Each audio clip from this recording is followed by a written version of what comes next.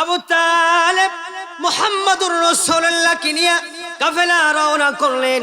শত শত ব্যক্তিদেরকে নিয়ে যখন কাফেলা রওনা করলেন, ক্ষুধার্ত ব্যক্তিরা কাফেলা যখন বাদশার দরবারের সামনে যখন তাবু টানে বিশ্রাম শুরু করলেন, বাদশার বাড়িতে খবর দিলেন, জাহাপনা, আমি মক্কা নগরীর আব্দুল মুত্তালিবের ছেলে আবু তালেব এসেছি। কাবা বাইতুল্লাহর মুতাওয়াল্লির সন্তান আমি আবু তালেব এসেছি। আমাকে দাওয়াত করেছিলেন, আমি সেই দাওয়াতনামাটা গ্রহণ করেছি। আজকে অমুক বেলায় আপনার বাড়িতে আমরা আপ্যায়ন হতে চাই। সুবহানাল্লাহ। কথা যেমন কাজ তেমন। বাদশাহ আয়োজন শুরু করে দিলেন, রান্না বান্না শুরু হয়ে গিয়েছে। আমার দিকে তাকাও যুবক ভাই, বৃদ্ধ বাবা। রান্না বান্না শুরু হয়ে যাওয়ার পরে শেষ হয়ে গেলেন। বাদশাহ বললেন, আবু তালেব, তোমার সঙ্গী সাথী যারা আছে তাদেরকে নিয়ে আমার বাড়ির মধ্যে প্রবেশ করো। খাবার রেডি হয়ে গিয়েছে, সবাইকে নিয়ে আমার বাড়িতে খাবার খাওয়া শুরু করে দাও। একজন লোক যেন বাকি না থাকে। দিলের কানটা লাগান। আবু তালেব কাফেলার সমস্ত ব্যক্তিদেরকে ঘোষণা দিয়ে দিলেন, যাও খাবার খাওয়ার জন্য রওনা করো। সবাই খাবার খাইতে বসেছে। এবার বাদশা নামদার উঁচু টিলারের মধ্যে দাঁড়িয়েছে। ডান দিকে তাকায়া তাকায়া খুঁজে আবু তালেবের সমস্ত ব্যক্তিরা কি খাবার খাওয়ার জন্য বসেছে কিনা। আবার সামনের দিকে তাকায়া তাকায়া দেখে, বাম দিকে তাকায়া তাকায়া দেখে আবু তালেবকে। এবার জাহাপনা বাদশা নামদার খবর দিয়েছে, কিরে আবু তালেব, তোমার কাফেলার সবাই কি খাবার খেয়েছে কিনা? আবু তালেব বলে, জি হ্যাঁ, আমার কাফেলার সবাই খাবার খেয়েছে। বাদশা বলে, না, তোমার কাফেলার সবাই খাবার খাই নাই, ভালো করে দেখো। আবার আবু তালেব বলে, না জাহাপনা, আমার কাফেলার সবাই আপনার বাড়িতে বসে খাবার খেয়েছে। সুবহানাল্লাহ। বাদশা নামদার ডেকে বলে, না রে আবু তালেব, তুমি তোমার কাফেলার সব লোককে না চিনতে পারলে কি হবে, কিন্তু আমি বাদশাহ তোমার কাফেলার সব লোককে চিনেছি। আমি যার জন্য হাজার হাজার টাকার আয়োজন করেছি, ওই ব্যক্তি কোথায়? তোমার কাফেলায় একজন শিশু বাচ্চা তোমার সাথে এসেছে, ওই বাচ্চা কোথায়? ওই বাচ্চা কেন খাবার না খাইলো? এটার জবাব দাও। কথা দিলাম আবু তালেব, শুনে রাখো, ওই বাচ্চার যদি কোনো ক্ষতি হয়, আমি বাদশা ঘোষণা দিলাম, এক কিঞ্চিত পরিমাণ তোমাকে এই দরবার থেকে বের হতে দিব না। জোরে জোরে কন্যা সুবহানাল্লাহ। আবু তালেব ডানে বামে তাকায়া পরে দেখা, আসলেই তো সবাই খাবার খায়, কিন্তু ভাতিজা মুহাম্মদ নাই। এবার বলে, হ্যাঁ ঠিকই তো বলেছেন, ভাতিজা মুহাম্মদ কে তো পাই না। আপনি কেন মুহাম্মদ কি কিভাবে চিনেন? আমার ভাতিজা তো এই শহরে কখনো আসে নাই, আপনিও তো মক্কা শহরে 6 বছরের মধ্যে যান নাই, কিভাবে আমার ভাতিজা মুহাম্মদ কে চেনেন? বাদশা নামদার বলে, জলদি আমার দরবার থেকে বের হ, তোর ভাতিজা মুহাম্মদ যেখানে আছে জলদি আমার কাছে নিয়ে আস। কিঞ্চিত পরিমাণ কোনো ক্ষতি হলে আমি কিন্তু তোমাকে ছাড়বো না। আবু তালেব পাগল হয়ে গেল, খুঁজতে বের হয়েছে, পাই না। এই যে দেখেন, মাওলানা সাহেব বসে বসে চোখের পানিগুলো ছেড়ে দিয়েছে, কান্না করে। ওই যে বৃদ্ধ বাবা নবীর আশিক, নবীর প্রেমে চোখের পানি ছেড়েছে। ওই বাজার নবীর প্রেমে চোখের পানি ছেড়েছে। তুমি নবীর আশিক দাবি করো, তোমার চোখে পানি আসে না। তুমি নবীর সুন্নত পালন করো, তোমার চোখে পানি আসে না। আবু তালেব ডানে দৌড়ায়, বামে দৌড়ায়, সামনে দৌড়ায়, পিছনে দৌড়ায়। এবার কোথাও আবু তালেব মুহাম্মদুর রাসূলুল্লাহকে পাই না। এবার আবু তালেবের মনের মধ্যে একটা ওজান দিয়ে দিয়েছে, কাফেলা থামাইলাম জঙ্গলের মধ্যে, না জানি আমার ভাতিজা মুহাম্মদকে ভাগে খাইছে রে, না জানি আমার ভাতিজা মুহাম্মদকে হিংস্র কোন প্রাণীতে আঘাত করেছে। যদি আমার মুহাম্মাদের কিছু হয় রে, বাদশা নামদার তো আমাকে ছাড়বে না, আমাকে তো বাদশা নামদার ছাড়বে না। এবারে যখন খুঁজতে খুঁজতে যখন পাওয়ার সঙ্গে সঙ্গে আবু তালেব দেখে ভাতিজা হাতটা এইরকম দিয়া দাঁড়ায়া দাঁড়ায়া দাঁড়ায়া দাঁড়ায়া কি যেন বলে। পিছন দিক থেকে আব্দুল আবু তালেব এবার ভাতিজা মুহাম্মদকে বলে, ওরে ভাতিজা, কাফেলার সবাই তো খাবার খাইতেছে, তুমি কেন খাবার খাও না? মুহাম্মদুর রাসূলুল্লাহ বলে, চাচা, এই যে দেখো এইখানে ঘুমিয়ে রয়েছে, এটা আমার বাবা। তুমি ভাইকে ছাড়া খাইতে পারো, কিন্তু আমি তো সন্তান, আমি আমার বাবার কবরের পাশে এসেছি। আমি কবরের পাশে না দাঁড়ায়া, বাবাকে সালাম না দিয়া, বাবাকে না দেখে কিভাবে আমি খাবার খাওয়ার জন্য যাই? আবু তালেব বলে, ভাতিজা রে, এইখানে তোর বাবার কবর তোকে কে বলল রে? মুহাম্মদুর রাসূলুল্লাহ বলে, চাচা, ওই যে কয়েকদিন আগেই যে মাকে দাফন করে গেলাম, মাকে দাফন যেই দিন করেছি ওই দিন বাবার কবর জিয়ারত করার জন্য এসেছিলাম। মা আমাকে বাবার কবরে দেখিয়ে দিয়েছে, ভাইয়ের প্রতি তোমার টান না থাকলে কি হবে? মুহাম্মাদের রক্তে দেহের মধ্যে আব্দুল্লাহর রক্ত বইতেছে, এই জন্য আব্দুল্লাহ ওই জায়গায় আছে। আমি আসার সঙ্গে সঙ্গে রক্তের টানে আমি মুহাম্মদ আব্দুল্লাহর কাছে এসেছি। এই যে 14 ফেব্রুয়ারি ভ্যালেন্টাইন্স ডে আমরা পালন করি, আচ্ছা বলেন তো, মুসলমানের কি এই দিবস চলে? এটা চলে? মুসলমানের চলে না। এইগুলো কাজ করে যারা বিজাতি, যারা কোরআনের জ্ঞান নাই, ইসলামের জ্ঞান নাই, হাদিসের জ্ঞান নাই, তারাই শুধুমাত্র এই কাজগুলো করতে পারে। চিল্লা বলেন ঠিক কিনা? কিন্তু সমাজের এক শ্রেণীর লোক আছে যারা মাথায় টুপি দেয়, মুখে দাড়ি রাখে, শুক্রবারে জুমার নামাজ পড়ে, ঈদের নামাজও পড়ে, মাঝে মাঝে তাবলিগ জামাতেও যায়, হুজুরদের সাথেও বসে, আবার 14 ফেব্রুয়ারিতে পার্কে গিয়া বান্ধবীকে নিয়ে বৈশা বৈশা পিটিস পিটিস করে। আছে না নাই? যুবক কথা বলে, আছে না নাই?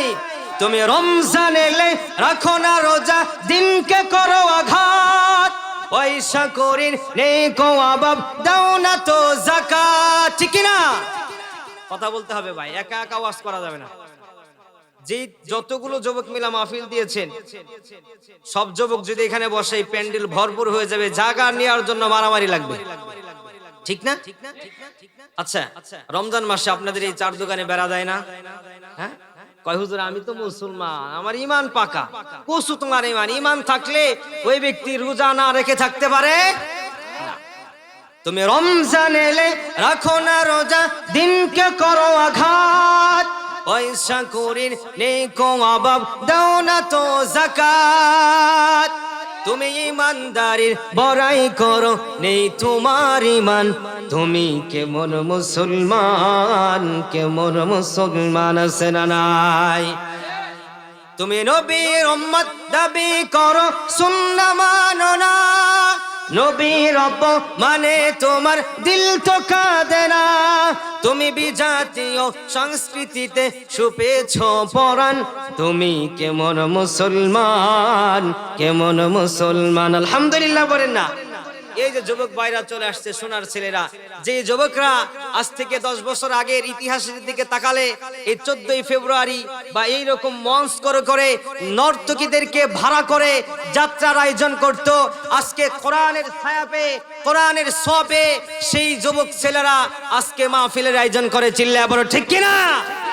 এইগুলো দেখে বাতিলদের মাথা নষ্ট হয়ে যায়, এইগুলো দেখে ইসলাম বিদ্বেষীর মাথা নষ্ট হয়ে যায়। হাই হাই, বাংলাদেশ থেকে ইসলামের পতাকা আকাশে উত্তীর্ণ হচ্ছে, বাংলাদেশকে হুজুরে হুজুরে মারামারি লাগা আর খেজুরে খেজুরে মারামারি লাগায়া ইসলাম থেকে বাংলাদেশকে সরাইয়া দে, এমন শয়তান আছে না নাই? আওয়াজ তুলে বলতে হবে, আছে না নাই? আছে। আল্লাহ পাক আমাদেরকে বুঝার মানার তৌফিক দান করুন। চিল্লায়া পড়ুন আল্লাহুম্মা আমিন। কয়েকদিন আগে ছিল এক স্বৈরাচার, সেই স্বৈরাচার না যাইতে যাইতেই আরেক স্বৈরাচার ঘর বেঁধেছে, ডিম ডিম পাড়া শুরু করেছে। কথা নেগেটিভ নিয়েন না, মাহফিলে গেলেই বলে হুজুর খায়া কোনো কাম পান না, খালি এই কথা সেই কথা বলেন। আচ্ছা বলেন তো, 1 মাসের ক্ষুধার্ত ব্যক্তি, তার সামনে যদি খাবার দেওয়া হয়, সে কি না খেয়ে বসে থাকবে? বসে থাকবে। গোটা 15টি বছর কোরআনের হক কথা বলতে দাও নাই। মসজিদের মেম্বারগুলোকে বন্ধ করে রেখেছো, ওয়াজের মঞ্চগুলোকে রেস্ট্রিক্টেড করে দেওয়া হয়েছে, বক্তার মুখে তালা লাগিয়ে দিয়েছো। এখন ওপেন স্বৈরাচার মুক্ত বাংলাদেশ হয়েছে। ওলামায়ে কেরাম মাইক ধরলেই কোরআনের পক্ষে, বাতিলদের বিপক্ষে কথা বলবে। চিল্লা বল ঠিক না? তাকবীর দেওয়ার মতো কেউ নাই। এই যুবকরা কি হয়েছে?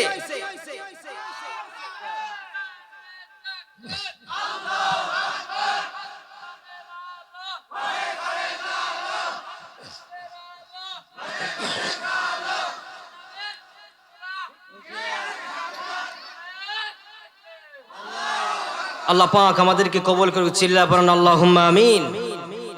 ইসলামের দেশে এটা ওলিয়া উলিয়ার দেশ, পীর বুজুর্গর দেশ, হক্কানি আলেমদের দেশ। যেই দেশে ইসলাম পেয়েছি আমরা ওলি আউলিয়াদের মাধ্যমে। চিল্লা পড়েন ঠিক কিনা? তোমরা সেই কথা বলতে দাও না। কি ভাবছো, কি মনে করছো হুজুররা ভেসে আসছে?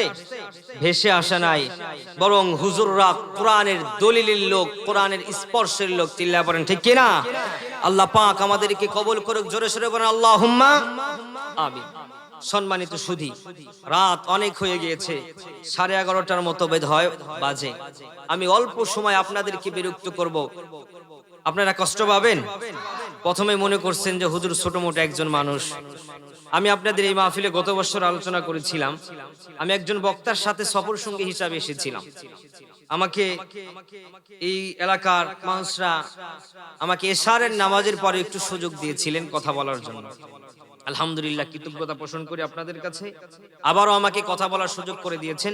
আপনাদেরকে একটু বিরক্ত করব, কোরআন হাদিসের কথা শোনার চেষ্টা করব। আল্লাহ যেন আমাকে সেই তৌফিক দান করে। জোরে সোরে বলুন আল্লাহুম্মা আমিন। মানুষ আমি যেরকমই থাকি না কেন, রাসূলের হাদিস, যেই ব্যক্তি কোরআনের কথা বলবে ওই ব্যক্তির চেহারার দিকে তাকানো মাত্রই আল্লাহ 10টি নেকি দান করে দিবেন। পিছনের যুবক ভাইরা সুবহানাল্লাহ পড়বেন না?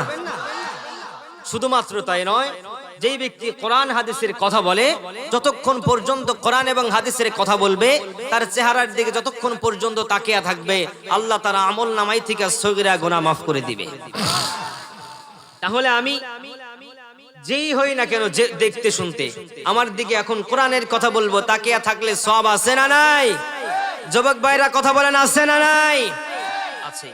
এখানে সবাই আসতে পারে না, সবাই আসতে পারবেও না, কারণ হেদায়েতের মালিক একজন। তিনি কে?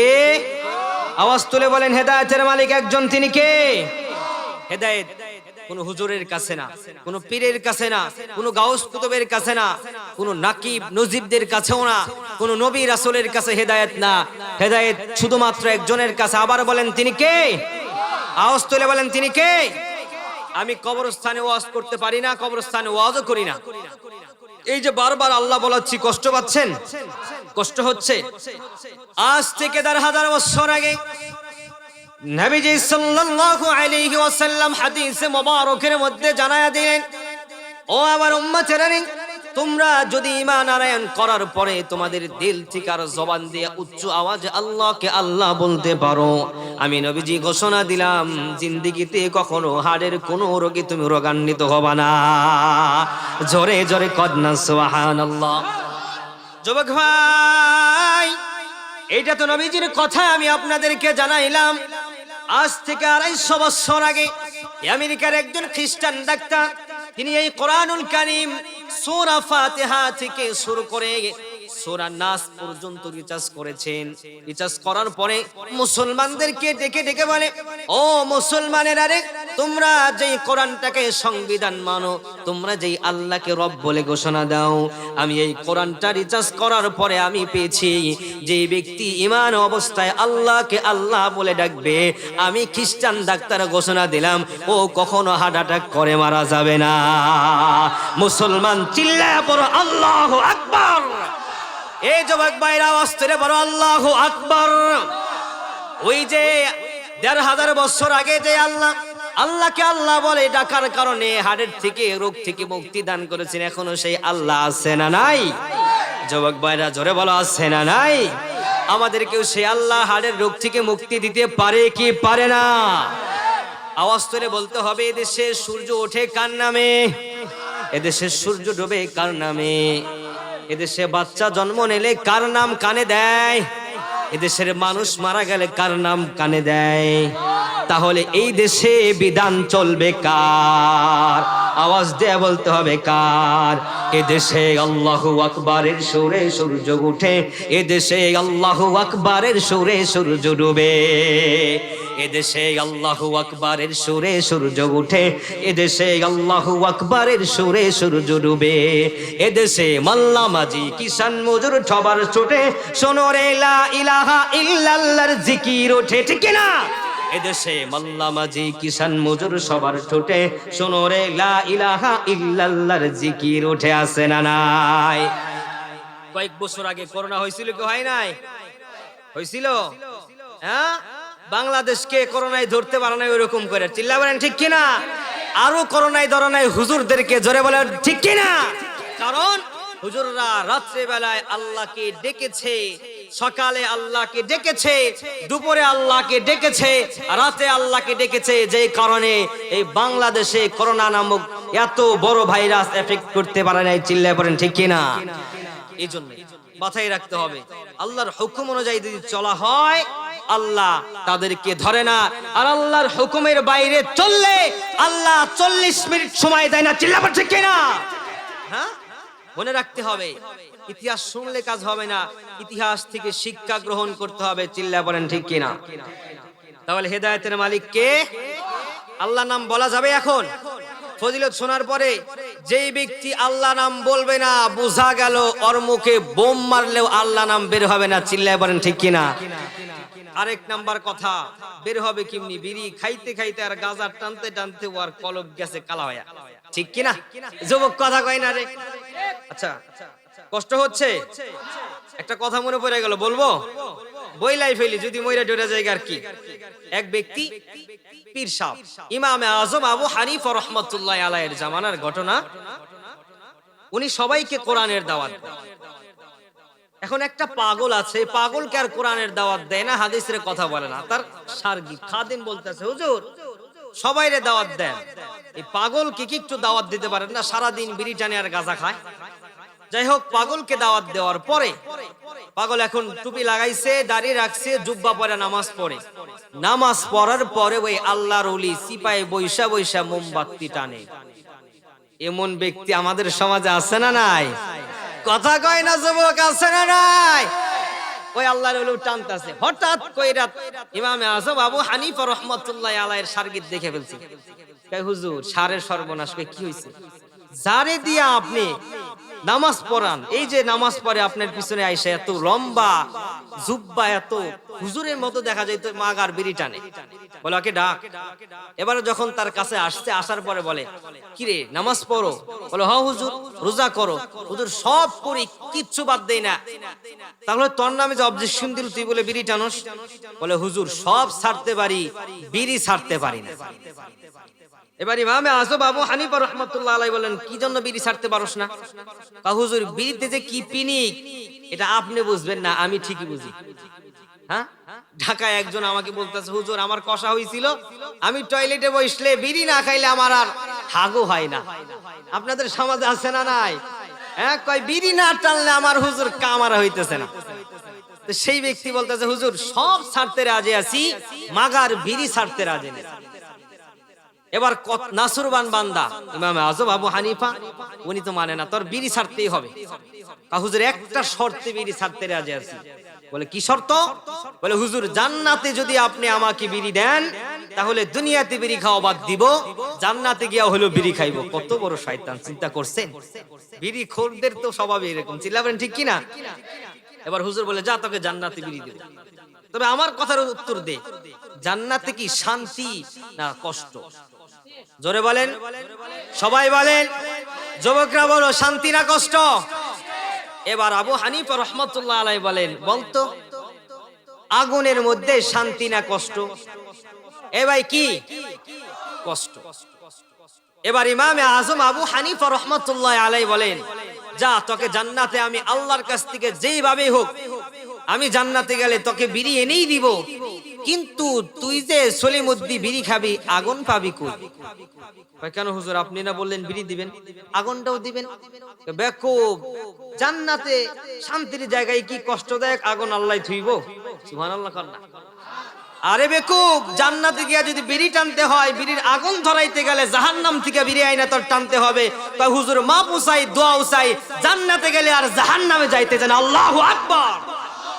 ও যুবক ভাই, তুমিও ভাবতেছো বিড়ির মধ্যে অনেক পিনিক আছে, বিড়ি টানলে তোমার টেনশন মুক্ত হয়। তোমার টেনশন তো ঠিকই মুক্ত হয়, কিন্তু বিড়ির গায়ের মধ্যে লেখা আছে বিড়ি টানলে কলবটা আগুনে পুড়ে ছাই ছাই হয়ে যায়। চিল্লায়া বলেন ঠিক কিনা? এটা জাহান্নামের কীট পতঙ্গ। বিড়ি খাওয়া বাদ দাও, গাঁজা খাওয়া বাদ দাও, বোতল খাওয়া বাদ দাও, জীবন ভালো করে দিবেন তিনি কে? আওয়াজ তুলে বলেন তিনি কে? আর 14ই ফেব্রুয়ারিতে লাফালাফি বাদ। আল্লাহ পাক আমাদেরকে কবুল করুক। চিল্লায়া পড়ুন আল্লাহুম্মা আমিন। তাহলে হেদায়েতের মালিক আল্লাহ। সূরা কসসের 56তম আয়াতে কারিমা তেলাওয়াত করেছি। আয়াতের মধ্যে আল্লাহ তাআলা বলেছেন, হে রাসূল, আমি আপনাকে হেদায়েতের চাবিকাঠি দিয়ে পাঠাই নাই, আমি আপনাকে হেদায়েতের রাস্তা দিয়ে পাঠিয়েছি। আর হেদায়েত আমি আল্লাহর কাছে রেখেছি। আমি যাকে চাবো তাকে হেদায়েত দিব, আপনি যাকে চাবেন তাকে হেদায়েত দিতে পারবেন না। যদি পারতেন তিনি, তাহলে কিন্তু ওমরকে বাদ দিয়ে আবু জাহালকে হেদায়েত দিতে পারতেন কি পারতেন না? দোয়া করেছিলেন কয়জনের জন্য? 2 জনের জন্য। নবীজি সাল্লাল্লাহু আলাইহি ওয়াসাল্লাম দোয়া করলেন, আল্লাহুম্মা আইজ্জাল ইসলাম বিআহিব্বার রাজুলাইনি আবি জাহাল ইবনে হিশাম আও উমর ইবনুল খাত্তাব। আয় আল্লাহ, মক্কা নগরীতে আমি ইসলামের দাওয়াত ভালোভাবে প্রচার করতে পারি না, আমি অপিন ইসলামের কথাগুলো বলতে পারি না। ইয়া রাব্বাল আলামিন, এই 2 জনের মধ্য থেকে যে কোনো একজনকে ইসলামের জন্য আপনি কবুল করুন। আমি ইসলামটাকে এই একজনকে কবুল করে ইসলামটাকে আপনি বিজয় দান করে দেন। সুবহানাল্লাহ। লম্বা কাহিনী তার ইসলাম গ্রহণ করার, আপনারা জানেন তাই না? ইসলাম ধর্ম গ্রহণ করলেন কয়জন? একজন। কয়জন গ্রহণ করেছেন? দোয়া করছিলেন কয়জনের জন্য? পাইল কয়জন? একজন। আবু জাহেল কেন পাইল না? কথা আসে না? আবু জাহেলের বন্ধু একদিন রাত্রে বেলায় এরকম নিঝুম রাত, গুছুলি রাত, বন্ধুর বাসায় গিয়েছে। যাওয়ার পরে বলে, বন্ধুরে একটা কথা তোমার কাছে জানতে চাই। বলে কি কথা? বলে বন্ধু, তোমার সাথে আর মুহাম্মাদের সাথে যেই ফাইট, যেই দ্বন্দ্ব, যেই ফিতনা ফাসাদ, এটা তো বন্ধ করা যায় না? বলে হ্যাঁ বন্ধ করা যায়। বলে বন্ধু বলো তো, মুহাম্মদ যেই ধর্মের দাওয়াত দেয় এটা কি সত্য ধর্ম কিনা? এবার আবু জাহেল বলে, বন্ধু তুমি যে আসছো তোমাকে কেউ দেখেছে? বলে না, কেউ দেখে নাই। তাহলে একটু দরজাটা লাগাও, আর লাগানোর সময় একটু ডানে বামে তাকিয়ে দেখো যে কোনো লোকজন আছে কিনা। এবার বন্ধু বলে, বন্ধু তোমাকে জিজ্ঞেস করি একটা, তুমি বলো আরেকটা মানেটা কি? যাই হোক, লম্বা কথা। এবার আবু জাহেল বলে, বন্ধুরে দরজা লাগাও, আমার পাশে বসো। পাশে বসায়া কানে কানে বলে, বন্ধু তুমি যেই প্রশ্ন করেছো, যেই কথা আমার কাছে জানতে চেয়েছো, মুহাম্মদ কি সত্য ধর্মের দাওয়াত দেয় কিনা, আর মুহাম্মদ কি সত্য ধর্ম কিনা? বন্ধুরে মুহাম্মদ সত্য ধর্মের দাওয়াত দেয়, মুহাম্মদ সত্য নবী, মুহাম্মদ আখিরি নবী, মুহাম্মাদের মতো ভালো মানুষ আর পৃথিবীতে একটাও নাই। সুবহানাল্লাহ কয় না? আচ্ছা বলেন, যে ব্যক্তি ঘোষণা দিল ও কি ইমানদার না বেঈমান? আরো জোরে, ইমানদার না বেঈমান? বেঈমান। বেঈমানের মুখ দিয়ে নবীজির চরিত্রের কথা ভালো বের হয়, আর তুমি মুসলমান হয়ে নবীজির নামে কটু কথা বলো, বাজে কথা বলো, তোমার মতো মুসলমানের জিহ্বা কেটে কুত্তা দেয়া খাওয়ানো দরকার। চিল্লা বলেন ঠিক কিনা? কিসের ইমানদার? হ্যাঁ? আবু জাহালকে বলে, বন্ধু তাহলে তো মেনে নিলেই হয়। বলে বন্ধু আমি যদি মেনে নেই মুহাম্মদ সত্য ধর্মের অধিকারী, ইচ্ছে সত্য নবী, তাহলে আমি আবু জাহেলের ক্ষমতার থাকে ক্ষমতা হারাতে চাই না, মুহাম্মাদের হাতে আমার গদি দিতে চাই না। নাউজুবিল্লাহ পড়েন না?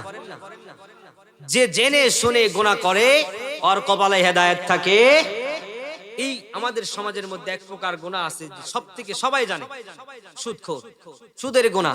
যারা সুদ খান তারা আবার নেগেটিভ নিয়েন না। সুদখোরের সাথে আমি বসেছি, আমি যে কয়টা হাদিস না বলি ও আল্লাহর বান্দা আমার থেকে বেশি হাদিস বলে। তা আমি বললাম এত হাদিস কই থেকে শিখছেন? বলে হুজুর যদি হাদিস না শিখতাম তাহলে কি জায়েজ করতে পারতাম। কথা শুনছেন? সুদ কি জায়েজ করা যায়? জায়েজ করা যায়। বলে হুজুর আমি জানি সুদের সর্বনিম্ন গুনাহ মায়ের সাথে জিনা করা, আমি জেনে শুনেও আমি এই পাপ করি। কেন? হুজুর আপনি কামাই করেন, রাত রাত জাগার পরে টেকনাফ থেকে তেতুলিয়া, রূপসা থেকে পাথুরিয়া, টাঙ্গাইল থেকে সেই টেকনাফ যাওয়ার পরে আপনাকে 10,000 20,000 টাকা দেয়, আর আমি বৈশা বৈশা ঠ্যাংয়ের উপরে ঠ্যাং তুলে মাসে 2 লাখ টাকা কামাই, আমার কোনো টেনশন নাই, কোনো প্যারা নাই। এই কামাই বাদ দিয়ে আপনি আমার চাকরি করতে কন, আপনার মতো বেকবির কথা কি আমি শুনবো? ওই সুদখোরের কপালে হেদায়েত নাই, চিল্লায় পড়েন ঠিক কিনা? হ্যাঁ, যে জেনে শুনে গুনাহ করে তার কপালে হেদায়েত থাকে না, জোরে বলেন ঠিক কিনা? তো আমরা যারা যেই গুনাহটার সম্পর্কে জানি আমরা চেষ্টা করব সেই গুনাহটা না করার। আল্লাহ পাক আমাদেরকে তৌফিক দান করুন, জোরে সোরে বলুন আল্লাহুম্মা আমিন।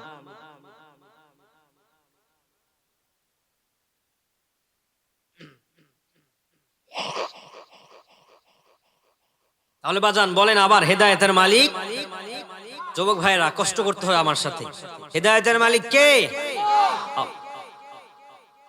নবীজি সাল্লাল্লাহু আলাইহি ওয়াসাল্লাম শুধুমাত্র আবু জাহাল আর ওমর ইবনুল খাত্তাবের জন্যই দোয়া করে ক্ষান্ত হয় নাই, তার চাচা ছিলেন আবু তালেব।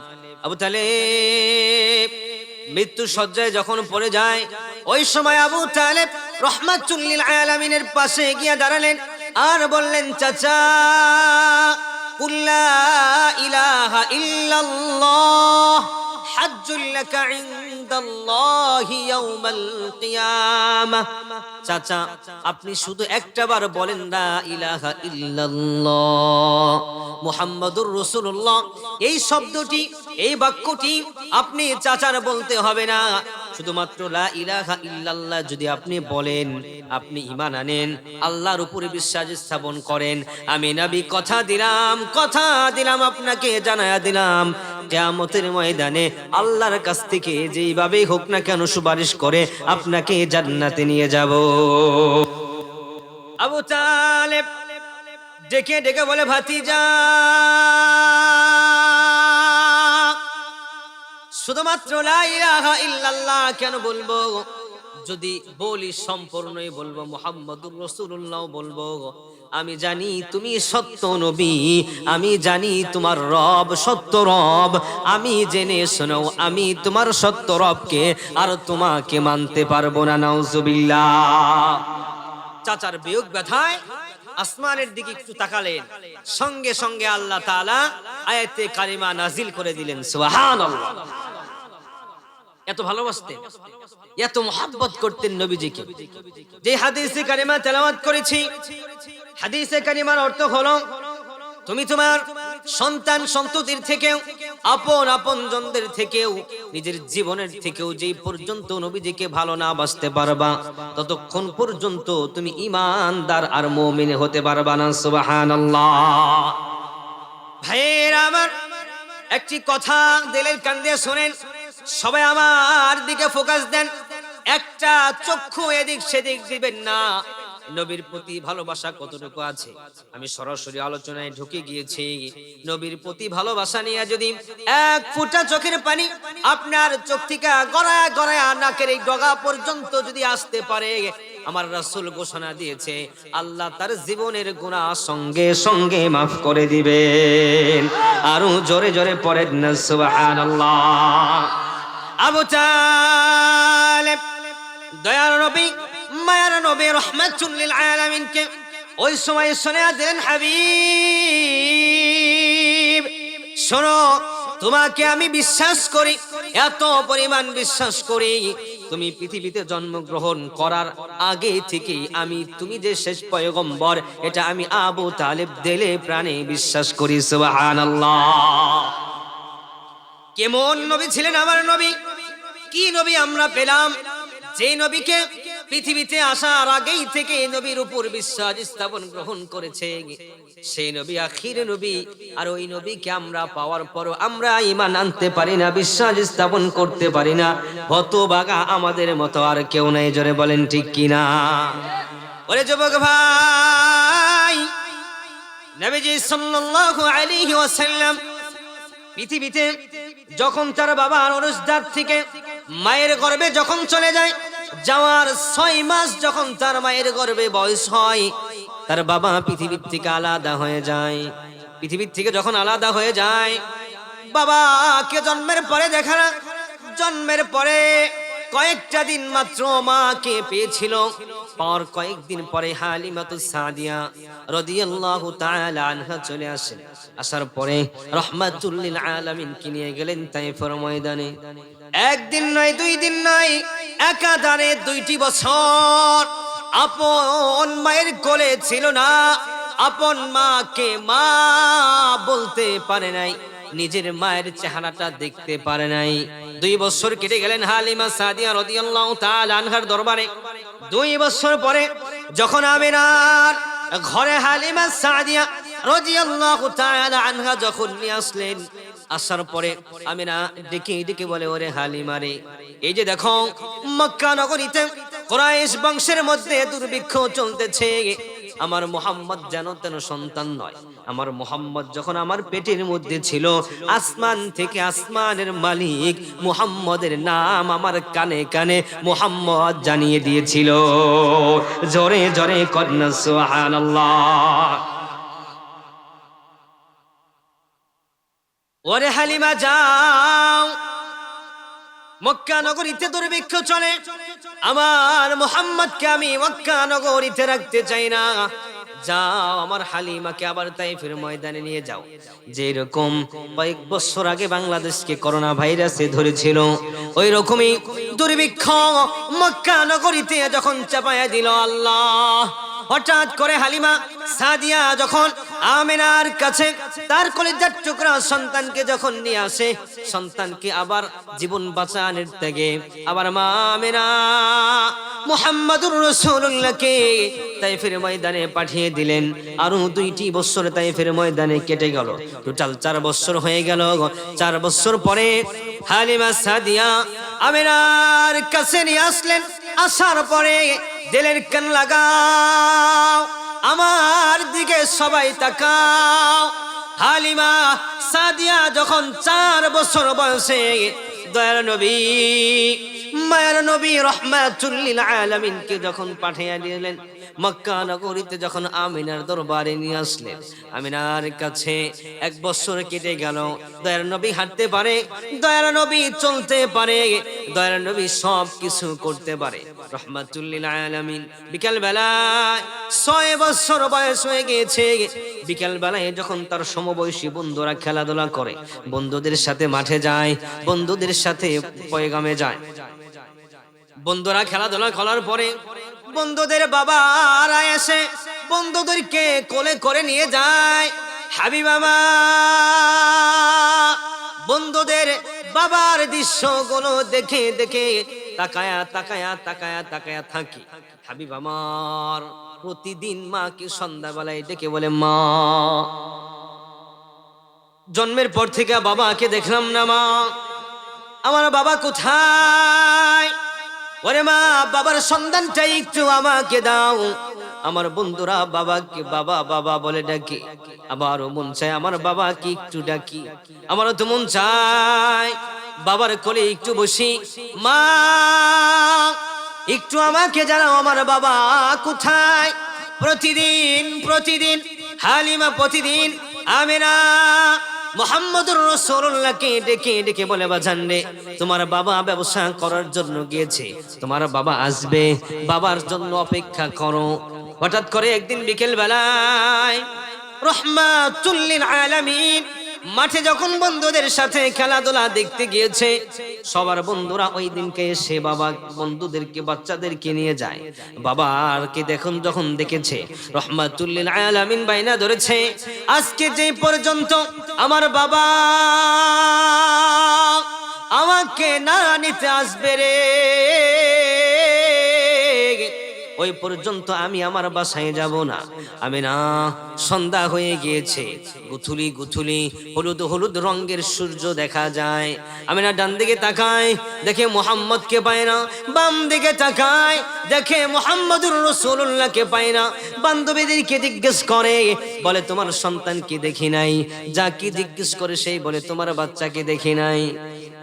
4 বছর যেই সন্তানকে পাই নাই, 4 বছর পরে কলিজার টুকরা সন্তানকে পাওয়া যখন হারিয়ে ফেলে, না পাওয়া বেগ ব্যথায় মাছ দৌড়ায় দৌড়ায়, পাগলের মতো দৌড়ায়। হঠাৎ করে দেখে মুহাম্মদুর রাসূলুল্লাহ মাঠের এক কোণারে বসে বসে টুকরে টুকরে কান্না করে। আমেনা মুহাম্মদুর রাসূলুল্লাহকে দূর থেকে দেখে সন্তানকে জড়ায়া ধরে। এবার সন্তানকে বলে, কেন বাবা, কি হয়েছে, কাঁদো কেন? সন্তানকে বলে, বাবা তোমাকে কি কেউ মেরেছে? সন্তান বলে, না মা, কেউ আমাকে মারে নাই। তোমাকে কেউ গালি দিয়েছে? বলে, না, কেউ আমাকে গালি দেয় নাই। তোমাকে কেউ আঘাত করেছে? না, কেউ আমাকে আঘাত করে নাই। তাহলে কি জন্য রে কান্দো? মায়ার নবী ডেকে ডেকে বলে, মা আজকে আমি দেখলাম মাঠে যতগুলো বন্ধুরা এসেছিল প্রত্যেক বন্ধুদেরকে তার বাবা এসে কোলে করে নিয়ে যায়। আমি আজকে নিয়ত করেছি যে এই পর্যন্ত আমার বাবা আমাকে কোলে না নিবে ওই পর্যন্ত আমি মাঠ ত্যাগ করবো না। মা সন্তানকে ধরে কান্দে, সন্তানও মায়ের গলা জড়ায়া ধরে কান্দে। মা কান্দে কান্দে বলে, বাজার পুরানো ব্যথা মনে করে দিলি রে। তুই তো মাত্র কয়েকদিন যাবত বাবার কথা বারবার আমাকে জিজ্ঞেস করস। আমি তো আজকে 6টি বছর হয়ে গেল তোর বাবাকে পাই না। তোর বাবার জন্য আমারও দিল কাঁদে, তোর বাবার জন্য আমারও মন কাঁদে। চল তোর বাবাকে আজকে দেখাবো। এবারে চলে গেলেন আব্দুল মুত্তালিবের কাছে। আব্দুল মুত্তালিবকে বললেন, আব্বাজান আপনার নাতি মুহাম্মদ সাল্লাল্লাহু আলাইহি ওয়াসাল্লাম বাবাকে দেখার বায়না করেছে।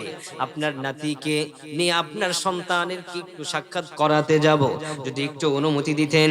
এবার আব্দুল মুত্তালিব আমার দিকে তাকান, এই যে বাজান চোখের পানি ছেড়ে দিয়েছে, এই যে বাজানের চোখ টলমল করতেছে বাবার কথা শুনে, আমার দিকে একটু তাকান।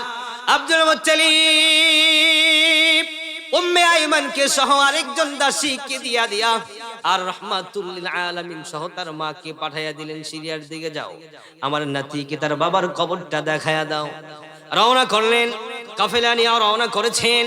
এবার যখন কাফেলা গিয়া বাবা আব্দুল্লাহর কবরের পাশে যখন দাঁড়িয়েছে, আমেনা সন্তানকে ডেকে বলে, বাজান যাও, ওই যে দেখো ওই জায়গায় তোমার বাবা। রাহমাতুল লিল আলামিন মায়ের দিকে তাকায় আর বলে, মা তোমার কাছে চাইলাম বাবার কোলে উঠবো, তোমার কাছে চাইলাম বাবার একটা ডাক শুনবো, তোমার কাছে চাইলাম বাবার গলে গালের মধ্যে একটা চুমু দিব। ও মা, কেমন বাবা তুমি আমাকে দিলা, যে বাবা কবরের মধ্যে ঘুমায় আছে। কেমন বাবা দিলা 6 বছর পরে আমাকে, যে বাবা আমাকে ডাকতে জানে না, যে বাবাকে আমি আব্বু বলে ডাকলে যে বাবা উত্তর নেবে না, এমন বাবা কেন আমাকে দিলা? আমেনা বলে, তোমার জন্য ভবিষ্যৎ উজ্জ্বল করার জন্য তোমার বাবা ব্যবসা করতে এসেছিল। ব্যবসা আসার পরে তোমার বাবা এই জায়গায় ইন্তিকাল করে। এই জায়গায় তোমার বাবাকে তোমার বাবার বন্ধু বান্ধবরা দাফন করে চলে যায়। কবর জিয়ারত করলেন। কবর জিয়ারত করার পরে রাহমাতুল লিল আলামিন যখন উম্মে আইমান সহ মা আমিনাকে নিয়ে যখন রওনা করলেন, আমার দিকে তাকাও যুবক ভাইয়েরা, বৃদ্ধ বাবাজিরা আমার দিকে তাকাও। বেশি দূর যাই নাই, মাত্র 8 কিলোমিটার দূরে গিয়েছে। 8 কিলোমিটার দূরে যাওয়ার পরে রাহমাতুল লিল আলামিনের মার শরীরের মধ্যে তাপ উঠে গিয়েছে। আমিনা উম্মে আইমানকে বলে, দাসীরে কাফেলা থামিয়ে দাও, আমার শরীরটা ভালো লাগে না, আমার শরীরের মধ্যে কি রকম যেন ক্লান্তি ক্লান্তি ভাব আসতেছে। কাফেলা যখন থামিয়ে দিলেন, কাফেলা থামিয়ে দেওয়ার সঙ্গে সঙ্গে উম্মে আইমান আমিনা রাদিয়াল্লাহু তাআলা আমিনার মাথার মধ্যে যখন পানি ডালেন, যতটুকু ট্রিটমেন্ট করার দরকার ছিল ট্রিটমেন্ট শুরু করলেন। প্রথম দিন ট্রিটমেন্ট করেন, সুস্থ হয় না। দ্বিতীয় দিন ট্রিটমেন্ট করে, কোনো সুস্থ হয় না। তৃতীয় দিন জ্বরের তাপমাত্রা যখন বেড়ে যায়, যুবক ভাই জেলের কান দিয়া কথাগুলো শুনে যাও। তৃতীয় দিন যখন জ্বরের তাপমাত্রা যখন বেড়ে গিয়েছে, আমিনা এবার মুহাম্মদুর রাসূলুল্লাহকে বলে, ওরে উম্মে আইমান, আমার মুহাম্মদকে একটু আমার বুকের মধ্যে দে রে। মুহাম্মদকে বুকের মধ্যে একটু জড়ায়া ধরি। বুকের মধ্যে জড়ায়া ধইরা কান্না করে আর বলে, আব্দুল্লাহর জন্য তুই এসেছিলি এইখানে, আব্দুল্লাহকে তুই দেখতে এসেছিলি রে। আব্দুল্লাহকে দেখতে আইসা আমার মনে হয় রে মুহাম্মদ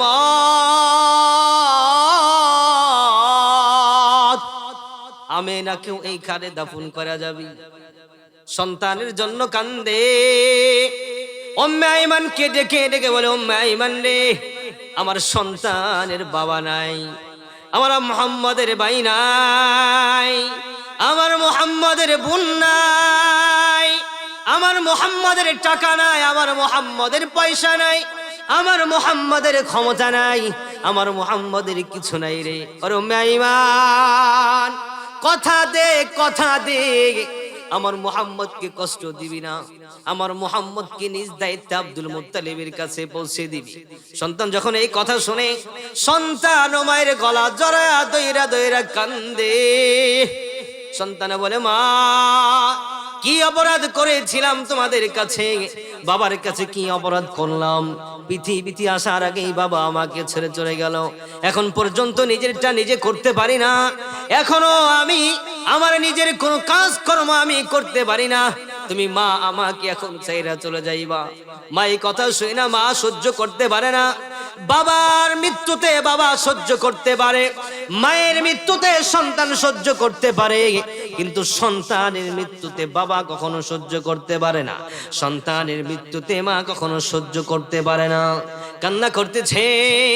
আমার নবী তো সেই নবী, যেই নবী রাহমাতুল লিল আলামিন,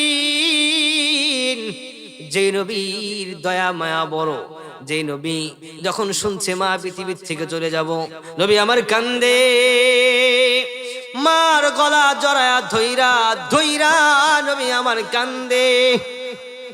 হঠাৎ করে রাহমাতুল লিল আলামিনের মার দুনিয়ায় নাই, রূহ বের হয়ে গিয়েছে, দাফন কাফন হয়ে গেল। দাফন কাফন হয়ে যাওয়ার পরে কাফেলা পাঠিয়েছিল একদিনের জন্য। আব্দুল মুত্তালিব এই পাহাড়ের উঁচু টিলারে ওইটা তাকায়া থাকে, আমার কাফেলা আসে না। দ্বিতীয় দিন পাহাড়ের উঁচু টিলারে গিয়া তাকায়া থাকে, আমিনার কাফেলা আসে না। তৃতীয় দিন কাফেলা পাহাড়ের উপরে গিয়া তাকায়া থাকে, কাফেলা আসে না। আব্দুল মুত্তালিব বৃদ্ধা মানুষ পাহাড়ের উঁচু টিলারে দাঁড়ায়া যখন দেখেছে একটা কাফেলা সিরিয়ার দিক থেকে আসতেছে, এবারে দেখে কাফেলা আসে কিন্তু আমিনা কাফেলার সাথে নাই। আব্দুল মুত্তালিব পাহাড়ের উঁচু টিলার থেকে বুঝতে পেরেছে, কারণ আব্দুল মুত্তালিবের 10 জন সন্তানের মধ্য থেকে সন্তানের যতগুলো স্ত্রী ছিল, 10টা বৌমার মধ্য থেকে সব থেকে ছোট সন্তানের বউ আব্দুল্লাহর স্ত্রী আমিনাকেই বেশি ভালোবাসতেন। সুবহানাল্লাহ। পাহাড় থেকে ডাকে, কইরা আমার হামজা, কইরা আমার আবু তালেব, কইরা আমার আবু লাহাব, কই আসো তোমরা, জলদি করে দৌড়াও, আসো এদিকে আসো। দেখো ওই যে কাফেলা আমার আসে, কিন্তু আমার কাফেলার মধ্যে মুহাম্মদ আছে, উম্মে আইমান আছে, কিন্তু আমিনা আমার কাফেলার মধ্যে নাই।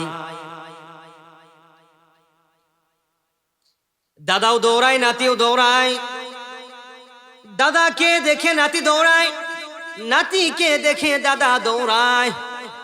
দাদাকে জড়ায়া দয়রা দাদাকে জড়ায়া দয়রা নাতি কান্দে, নাতিকে জড়ায়া দয়রা দাদা কান্দে। বলে, কি হয়েছিল রে আব্দুল্লাহ, কি হয়েছিল রে মুহাম্মদ, কি হয়েছিল? বলে, বাবা দাদা বাবা যে রোগে আক্রান্ত হয়ে ওই ময়দানে দাফন হয়েছে, মা সে রোগে আক্রান্ত হয়ে ওই ময়দানে দাফন হয়েছে। আব্দুল মুত্তালিব বলে আমি বুঝেছিলাম যখন তুমি তোমার বাবাকে দেখার জন্য বায়না করেছিলা, তখন উনি বুঝেছিলাম আমি না আর জীবিত অবস্থায় আমার বাড়িতে ফিরবো না। লম্বা কথা যুবক ভাই, কয়েকদিন পরে আব্দুল মুত্তালিব মৃত্যু শয্যায় যখন হয়ে যায়, মৃত্যু শয্যায় হয়ে যাওয়ার পরে আব্দুল মুত্তালিব আবু তালেবকে ডাকে, ডেকে ডেকে বলে আবু তালেব, আমি জানি আবু লাহাব আমার নাতিকে দেখবে না, আমি জানি হামজাও আমার নাতিকে দেখবে না, আমি জানি আমার আর বাদ বাকি 8টা সন্তান যে আছে, আব্দুল্লাহ ছাড়া 8টি সন্তানের মধ্যে কেউ আমার নাতিকে দেখবে না। আমি জানি রে আবু তালেব, তুমি আমার নাতি মুহাম্মদুর রাসূলুল্লাহকে দিলে প্রাণে ভালোবাসবা। সুবহানাল্লাহ, একটা জবানও বন্ধ রাখবেন না। আল্লাহু আকবার। আবু তালেবের কাছে আব্দুল মুত্তালিব হাতের মধ্যে দিয়ে দিলেন। এবার আবু তালেব 1 দিন নয়, 2 দিন নয়, 3 দিন নয়, 4 দিন নয়, 1 সপ্তাহ আর 2 সপ্তাহ নয়, 1 মাস আর 2 মাস নয়, 1 বছর আর 2 বছর নয়, একাধারে রহমাতুল লিল আলামিনকে আবু তালেব 45 বছর নিজের জীবনের থেকেও বেশি ভালোবেসেছেন। সুবহানাল্লাহ, একটা জবানও বন্ধ রাখবেন না। আল্লাহু আকবার। এরে যুবক ভাই, আওয়াজ তোলে ডাক দাও না আল্লাহু আকবার। আর একটু জোরে পড়ো না আল্লাহু আকবার। আবু তালেব ভাতিজা মুহাম্মদুর রাসূলুল্লাহকে হাতে নিয়ে নিলেন। হাতে নিয়ে নেওয়ার পরে কয়েকদিন পরে একটা চিঠি আবু তালেবের কাছে এসেছে। চিঠির মধ্যে লেখা, আবু তালেব, আমি তাওরাত কিতাবের মধ্যে পড়েছি, আমি কিতাবের মধ্যে পেয়েছি এই জামানার মধ্যে কুরাইশ বংশে আব্দুল মুত্তালিবের ঘরে একজন সন্তান আসবে, যে সন্তান এই পৃথিবীর মধ্যে শ্রেষ্ঠ সন্তান হবে, যে সন্তান এই পৃথিবীর মধ্যে আখিরি পয়গম্বর হিসাবে আসবে। আমি এই কিতাবের মধ্যে পেয়েছি ওই সন্তান হবে আব্দুল মুত্তালিবের সন্তান, আব্দুল্লাহর সন্তানের সন্তান মুহাম্মদুর রাসূলুল্লাহ। আর আব্দুল মুত্তালিব মারা যাওয়ার পরে আবু তালেবের কাছে, তোমার কাছে আব্দুল মুত্তালিব দিয়ে যাবে, আর তুমি তোমার ভাতিজা মুহাম্মদুর রাসূলুল্লাহকে নিয়া তোমার ভাই যেই সিরিয়ায় ব্যবসা করেছিল সেই সিরিয়ায় তুমি ব্যবসা করতে আসবা। ওরে আবু তালেব, চিঠির মধ্যে জানায়া দিলাম তোমার কাফেলার মধ্যে যতগুলো লোক থাকবে, ছোট থেকে শুরু করে বৃদ্ধা পর্যন্ত, একেবারে বড় পর্যন্ত, একজন লোকও যেন বাকি না থাকে আমি বাদশার রাজ দরবারে দাওয়াত না খাওয়ার জন্য। সুবহানাল্লাহ, আওয়াজ তোলে পড়েন না সুবহানাল্লাহ। চিঠির নিচে আবু তালেব স্বীকৃতি দিয়ে দিলেন, ঠিক আছে বাদশা নামদার, আপনি দাওয়াত করেছেন, আপনার রাজ দরবারের সামনে দিয়ে যেহেতু আমি যাব, অবশ্যই আমি আমার কাফেলার জনগণ সহ আপনার বাড়িতে আমি দাওয়াত খাবো। সুবহানাল্লাহ। ওরে যুবক ভাই,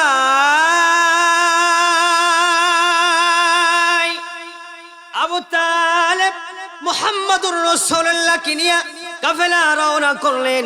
শত শত ব্যক্তিদের নিয়ে যখন কাফেলা রওনা করলেন, ক্ষুধার্ত ব্যক্তিরা কাফেলা যখন বাদশার দরবারের সামনে যখন তাবু টানিয়া বিশ্রাম শুরু করলেন, বাদশার বাড়িতে খবর দিলেন, যাহা বনা আমি মক্কা নগরীর আব্দুল মুত্তালিবের ছেলে আবু তালেব এসেছি, কাবা বাইতুল্লাহর মুতাওয়াল্লির সন্তান আমি আবু তালেব এসেছি, আমাকে দাওয়াত করেছিলেন, আমি সেই দাওয়াতনামাটা গ্রহণ করেছি, আজকে অমুক বেলায় আপনার বাড়িতে আমরা আপ্যায়ন হতে চাই। সুবহানাল্লাহ।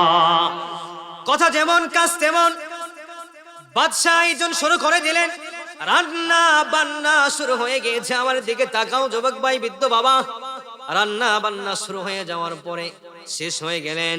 বাদশা বললেন, আবু তালেব, তোমার সঙ্গী সাথী যারা আছে তাদেরকে নিয়ে আমার বাড়ির মধ্যে প্রবেশ করো, খাবার রেডি হয়ে গিয়েছে, সবাইকে নিয়ে আমার বাড়িতে খাবার খাওয়া শুরু করে দাও। একজন লোক যেন বাকি না থাকে, দিলের কানটা লাগান। আবু তালেব কাফেলার সমস্ত ব্যক্তিদেরকে ঘোষণা দিয়ে দিলেন, যাও খাবার খাওয়ার জন্য রওনা করো। সবাই খাবার খাইতে বসেছে। এবার বাদশা নামদার উঁচু টিলারের মধ্যে দাঁড়িয়েছে, ডান দিকে তাকায়া তাকায়া খুঁজে আবু তালেবের সমস্ত ব্যক্তিরা কি খাবার খাওয়ার জন্য বসেছে কিনা। আবার সামনের দিকে তাকায়া তাকায়া দেখে, বাম দিকে তাকায়া তাকায়া দেখে আবু তালেবকে। এবার জাহাপনা বাদশা নামদার খবর দিয়েছে, কিরে আবু তালেব, তোমার কাফেলার সবাই কি খাবার খেয়েছে কিনা? আবু তালেব বলে, জি হ্যাঁ, আমার কাফেলার সবাই খাবার খেয়েছে। বাদশা বলে, না, তোমার কাফেলার সবাই খাবার খাই নাই, ভালো করে দেখো। আবার আবু তালেব বলে, না জাহাপনা, আমার কাফেলার সবাই আপনার বাড়িতে বসে খাবার খেয়েছে। সুবহানাল্লাহ। বাদশা নামদার ডেকে বলে, না রে আবু তালেব, তুমি তোমার কাফেলার সব লোককে না চিনতে পারলে কি হবে, কিন্তু আমি বাদশা তোমার কাফেলার সব লোককে চিনেছি। আমি যার জন্য হাজার হাজার টাকার আয়োজন করেছি, ওই ব্যক্তি কোথায়? তোমার কাফেলায় একজন শিশু বাচ্চা তোমার সাথে এসেছে, ওই বাচ্চা কোথায়? ওই বাচ্চা কেন খাবার না খাইলো? এটার জবাব দাও। কথা দিলাম আবু তালেব, শুনে রাখো, ওই বাচ্চার যদি কোনো ক্ষতি হয়, আমি বাদশা ঘোষণা দিলাম, এক কিঞ্চিত পরিমাণ তোমাকে এই দরবার থেকে বের হতে দিব না। জোরে জোরে কন্যা সুবহানাল্লাহ।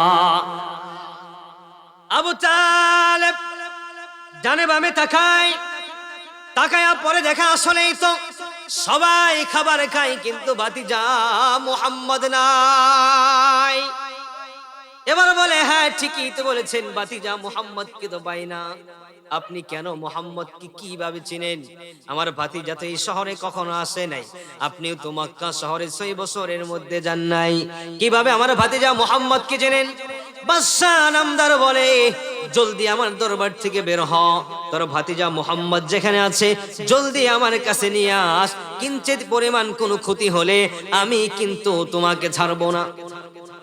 আবু তালেব পাগল হয়ে গেল, খুঁজতে বের হয়েছে, পাই না। এই যে দেখেন, মাওলানা সাহেব বসে বসে চোখের পানিগুলো ছেড়ে দিয়েছে, কান্না করে। ওই যে বৃদ্ধ বাবা নবীর আশিক, নবীর প্রেমে চোখের পানি ছেড়েছে। ওই বাজার নবীর প্রেমে চোখের পানি ছেড়েছে। তুমি নবীর আশিক দাবি করো, তোমার চোখে পানি আসে না। তুমি নবীর সুন্নত পালন করো, তোমার চোখে পানি আসে না। আবু তালেব ডানে দৌড়ায়, বামে দৌড়ায়, সামনে দৌড়ায়, পিছনে দৌড়ায়। এবার কোথাও আবু তালেব মুহাম্মদুর রাসূলুল্লাহকে পাই না। এবার আবু তালেবের মনের মধ্যে একটা ওজান দিয়ে দিয়েছে, কাফেলা থামাইলাম জঙ্গলের মধ্যে, না জানি আমার ভাতিজা মুহাম্মদকে ভাগে খাইছে রে, না জানি আমার ভাতিজা মুহাম্মদকে হিংস্র কোন প্রাণীতে আঘাত করেছে। যদি আমার মুহাম্মদের কিছু হয় রে, বাদশা নামদার তো আমাকে ছাড়বে না, আমাকে তো বাদশা নামদার ছাড়বে না। এবার যখন খুঁজতে যখন পাওয়ার সঙ্গে সঙ্গে আবু তালেব দেখে ভাতিজা হাতটা এইরকম দিয়া দাঁড়ায়া দায়রা কি জানো বলে, পিছন দিক থেকে আব্দুল আবু তালেব এবার ভাতিজা মুহাম্মদকে বলে, ওরে ভাতিজা, কাফেলার সবাই তো খাবার খাইতেছে, তুমি কেন খাবার খাও না? মুহাম্মদুর রাসূলুল্লাহ বলে, চাচা, এই যে দেখো এইখানে ঘুমিয়ে রয়েছে, এটা আমার বাবা। তুমি ভাইকে ছাড়া খাইতে পারো, কিন্তু আমি তো সন্তান, আমি আমার বাবার কবরের পাশে এসেছি। আমি কবরের পাশে না দাঁড়ায়া, বাবাকে সালাম না দিয়া, বাবাকে না দেখে কিভাবে আমি খাবার খাওয়ার জন্য যাই? আবু তালেব বলে, ভাতিজা রে, এইখানে তোর বাবার কবর তোকে কে বলল রে? মুহাম্মদুর রাসূলুল্লাহ বলে, চাচা, ওই যে কয়েকদিন আগেই যে মাকে দাফন করে গেলাম, মাকে দাফন যেই দিন করেছি ওই দিন বাবার কবর জিয়ারত করার জন্য এসেছিলাম। মা আমাকে বাবার কবরে দেখিয়ে দিয়েছে, ভাইয়ের প্রতি তোমার টান না থাকলে কি হবে? মুহাম্মাদের রক্তে দেহের মধ্যে আব্দুল্লাহর রক্ত বইতেছে, এই জন্য আব্দুল্লাহ ওই জায়গায় আছে। আমি আসার সঙ্গে সঙ্গে রক্তের টানে আমি মুহাম্মদ আব্দুল্লাহর কাছে এসেছি। তোমার টাঙ্গাইলের মধ্যে, টাঙ্গাইল শহরে বহু আছে কোটি কোটি টাকার মালিক। ঈদুল ফিতরের সময় সামনে আসতেছে, ঈদুল ফিতরের সময় বাসায় আসবে, মোল্লাকে ভাড়া কইরা নিয়া বাবার কবরের সামনে দাঁড়ায়া বলবে একটু দোয়া করেন, 1000 টাকা দিব। হতভাগা সন্তান, মোল্লার দোয়া কবল হবে কিনা কোনো গ্যারান্টি নাই। তুই সন্তান যদি কবরের পাশে দাঁড়ায়া কিচ্ছু বলতে হবে না, শুধু হাত তুলে রব্বির হামহুমা কামা রব্বায়ানি সগীরা বলতে দেরি হবে, তোর বাবার কবরের আযাব আল্লাহ মাফ করতে দেরি করবে না, ঠিক কিনা? ও টাঙ্গাইলবাসী, পায়ে হাত রেখে বলে যায়, মোল্লাকে ভাড়া না করে কবরের পাশে দাঁড়ায়া ঈদের দিন তুমি তোমার সন্তানকে না খাওয়ায়া তুমি তোমার ঈদের মাঠে যাও না, সন্তানকে ভালো পোশাক না পরায়া ঈদের মাঠে যাও না। তোমার বাবাও তো একদিন তোমাকে না খাওয়ায়া, তোমার বাবা নিজে না খেয়ে তোমাকে খাওয়াইছে, তোমার বাবা নিজে না পড়ে তোমাকে পড়িয়েছে, তোমার বাবা নিজে শান্তি না করে তোমাকে শান্তি দিয়েছে। তোমার ওই বাবা আজকে কবরের মধ্যে কোন হালতে আছে তুমি জানো না। তোমার মোল্লার দোয়ার কোনো গ্যারান্টি নাই, কিন্তু খোদার কসম, আল্লাহর কোরআন হাতে নিয়ে তোমাদের সাথে কসম দিয়ে বলে যায়, আল্লাহি তাল্লাহি, আল্লাহ জানিয়ে দিয়েছেন সন্তানের দোয়া কখনো বৃথা যায় না, বাবার দোয়া কখনো বৃথা যায় না। ওই কবরের পাশে দাঁড়ায়া চোখের পানি ছাড়তে তুমি দেরি করবা, আল্লাহ তোমার বাবার কবরটাকে জান্নাত বানাতে দেরি করবে না। কে আছো রে ওই বাবাকে ভালোবাসো, কে আছো রে ওই মাকে ভালোবাসো? জবান খুলে একবার আল্লাহকে ডাক দাও না আল্লাহ, আরো জবান খুলে ডাক দাও না আল্লাহ। মাওলা তোমায় ভালোবেসে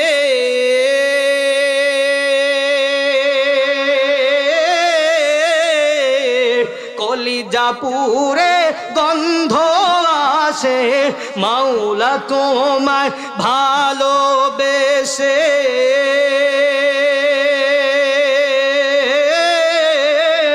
কলিজা পুরে গন্ধ আসে, আমি তোমার নূরে যাব মিশে, তোমার নূরে যাব মিশে, দূরে ঠেলে দিও না পুরে পুরে চাই হইল এই যে পাগলের ছিনা, পুরে পুরে চাই হইল এই যে পাগলের সিনা, মাওলার ইশকে জলে আগুন নিভাইলেও যে নিভে না, পুরে পুরে সেই হইল এই যে পাগলের সিনা, পুরে পুরে সেই হইল এই যে পাগলের সিনা। আল্লাহু আকবার। কষ্ট হচ্ছে আপনাদের? কষ্ট হচ্ছে? কয়টা বাজে? 12:14, অনেক রাত হয়ে গিয়েছে। আমি ইন্নাকা লা তাহদি মান আহবাবতা ওয়ালাকিন্নাল্লাহা ইয়াহদি মান ইয়াশা, হেদায়েত চাইলেই পাওয়া যায় না। নবীজি সাল্লাল্লাহু আলাইহি সাল্লামের চাচা কেমন ভালোবাসেন চাচা ভাতিজাকে। আর একটু সময় নিব, সবাই বললে নিব, নাই নিব না, চলবে? সবাই বলেন চলবে? আওয়াজ তোলে যুবক ভাইরা, সবাই বলো চলবে। কয় না, 3 জনকে আর 10 জনে কয় না, আওয়াজ দিতে হবে চলবে। শোনো শোনো বড় বেলতাবাসী, শোনো শোনো বেলতাবাসী, শোনো দিয়া মন, ভালো লাগলো 12 ফেব্রুয়ারি মাহফিল আয়োজন, হায় রে ভালো লাগলো টাঙ্গাইল সদরের মাহফিল আয়োজন। এই মাহফিলের সভাপতি হাফেজ মোহাম্মদ আবু তালেব সাহেব দাঁড়ায়, আরো আছেন আনে ওলা ইমানদার সবাই। সবাই আমরা আল্লাহর গোলাম, সবাই আমরা আল্লাহর গোলাম, জান্নাতে যাইতে চাই, কারা কারা জান্নাতে যাইবেন হাতে লারা দেন সবাই, হাতে লারা দেন সবাই। দিন ইসলামের পথে চলবো আস্তে আল্লাহু আকবার বলেন সবাই। নারে তাকবীর, নারে তাকবীর। আল কোরআনের আলো, আল হাদিসের আলো, নারে তাকবীর। এ যুবক ভাই চলবে? শোনো শোনো টাঙ্গাইলবাসী, শোনো শোনো টাঙ্গাইলবাসী, শোনো দিয়া মন। ভালো লাগলো যুব সমাজের মাহফিল আয়োজন, হায়রে ভালো লাগলো আপনাদেরও মাহফিল আয়োজন। এই মাহফিলের আয়োজিত যুব সমাজ ভাই সবাই ওরা আল্লাহর গোলাম জান্নাতে যাইতে চায়, ঠিক না? চাও কি চাও না? এই সমাজের সবাই মিলে নবীজিকে চাই, সবাই আমরা আল্লাহর গোলাম জান্নাতে যাইতে চাই। কারা কারা জান্নাতে যাইবেন হাতে লারা দেন সবাই, হাতে লারা দেন সবাই। দিন ইসলামের পথে চলবো চিল্লায় আল্লাহু আকবার বলেন সবাই। আল্লাহ পাক আমাদেরকে কবুল করুক, সকলে বলুন আল্লাহুম্মা আমিন। মনে আছে কোথায় ছিলাম?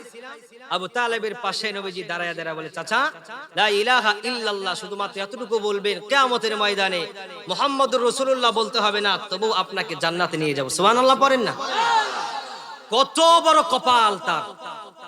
বলছে মুহাম্মদ বলতে হবে না, আমাকে স্বীকার করতে হবে না, আপনি শুধু আল্লাহকে স্বীকার করেন, জান্নাতে নেওয়ার দায়িত্ব আমি রাসূলের। হতভাগা, হতভাগা, তবু কালেমা নসিব করতে পারে। এবার আবু তালেব বলে, ভাতিজা তোমাকে আমি বিশ্বাস করি, তুমি শেষ নবী। এবার ভাতিজা বলে, চাচা কি জন্য আমাকে আপনি বিশ্বাস করেন আমি শেষ নবী? সুবহানাল্লাহ বলবেন না? বলবো বলবো বলবো বলবো। এবার ঠান্ডা মাথায় শুনতে হবে, এই মেসেজটা আমি আপনাদেরকে দিব। আর আমি কি আলোচনা করলাম, আমার আলোচনা থেকে আমি মাহফিল শেষে প্রশ্ন করব, যে যুবক পারবে তার জন্য পুরস্কার থাকবে ইনশাআল্লাহ। আবু তালেব মুহাম্মদুর রাসূলুল্লাহকে বলে, ভাতিজা আমি তো এখন চলে যাব, মারা যাব, আমার আর সময় নাই। তবে এই সময় যদি আমি ঘোষণা দেই, আবু তালেব, উতবা, শাইবা, মুগীরা, আবু লাহাব এরা আমাকে ক্ষমতার চেয়ার থেকে নাম কেটে বলবে, আবু তালেব মরার আগে বাপ দাদার ধর্মের মধ্যে চুনকালি লাগিয়েছিল, আমি বাপ দাদার ধর্মের চুনকালি লাগাতে চাই। বলে, ভাতিজা আমি জানি তোমার কালেমা গ্রহণ করলে ডাইরেক্ট নিশ্চিত কনফার্ম জান্নাতি। যুবক গান তো ঠিকই শোনো, কনফার্ম জান্নাতি, হাসে শুধু, মিথ্যা বলতেছে নাকি? হ্যাঁ, আবু তালেব বলতেছে, ভাতিজা আমি জানি তোমার কালেমা পড়লে আমি কনফার্ম জান্নাতি, আমি এটাও জানি তোমার কালেমা বিশ্বাস না করলে আমি কনফার্ম জাহান্নামী। মানেন না কেন? বলে, ক্ষমতা হারানোর লোভে আমি মানতে চাই না। এটাই ছিল বিগত 15 বছরে কোরআনের হক কথা বলতে দেয় না, একটাই কারণ লেডি ফেরাউন ক্ষমতা হারাতে চায়, কথা কয় না, ঠিক কি না? ক্ষমতার লোভে সংসদে কোরআনের আইন চালু করে নাই। এটা কেমন কথা? এইভাবেই চলে যাচ্ছে, শুরু থেকে আসতে এইভাবে। এটা পুরানো নতুন কোনো ভাষা না, নতুন কোনো কথা না। ইসলামের কথা যেই ব্যক্তি বলবে সেই ব্যক্তির গায়ে মামলা হবে, হামলা হবে, জেল হবে, জুলুম হবে। এই যে বড় বেলতার যুবক ভাইরা এটাও চায়, প্রয়োজনে নিজের তাজা রক্ত ইসলাম নামক গাছের গোড়ায় ঢেলে দেব, তবু সমাজে ইসলামটাকে বিজয় করে ছাড়বো। চিল্লাবার ঠিক কিনা? জেল হবে, জুলুম হবে, মামলা হবে, হামলা হবে, নিজের দেহের তাজা রক্ত ঢেলে দেব, তবু ইসলামটাকে বিজয় করবো। চিল্লাবার ঠিক কিনা? রাজি আছেন? সবাই রাজি আছেন?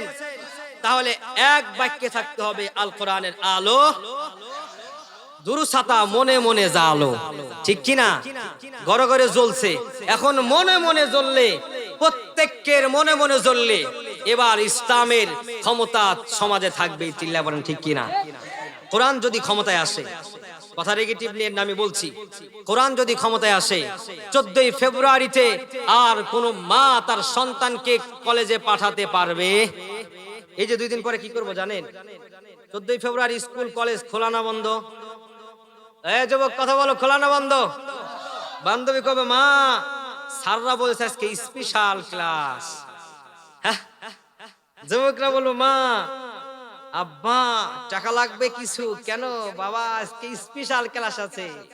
আমি বলি স্পেশাল ক্লাস তো ওই যে টুনি কিনিয়া পার্কের বাদামের মধ্যে, ঠিক কিনা? এই যুবক ঠিক কিনা? মাগার টুনি 1 টাকাও নেয় না, টুনার টাকা খরচ করতে করতে মানি ব্যাগ আর পকেট ফাঁকা, ঠিক কিনা? এই কথা কয় না কেন? হ্যাঁ, টুনার কাম সারা, টুনি ওই দিক দিয়ে বাম্পা।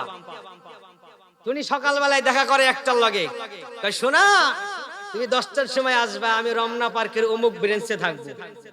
আরেকটারে কয় শোনা বাবু তুমি 2টার সময় আসবে, রমনা পার্কের অমুক ব্রেঞ্চে আসি। আরেকটারে কয় শোনা রাত 10টায় অমুক পার্কে আসছি, ঠিক কিনা?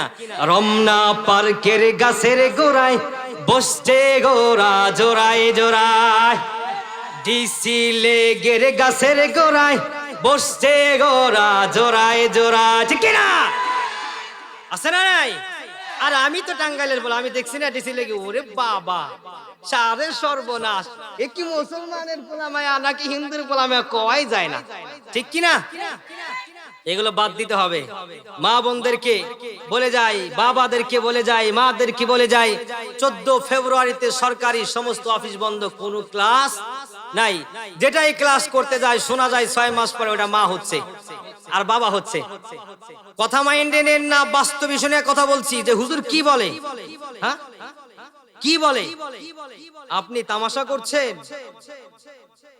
তামাশা করছেন। 2 জন বন্ধুকে সামনে নিয়ে গার্লফ্রেন্ডের মন জয় করার জন্য বললে শোনা আমি তোমাকে বিয়ে করলাম, আর টুনিও বলে শোনা আমি তোমাকে কবুল করলাম, কাম সারা, ঠিক কিনা?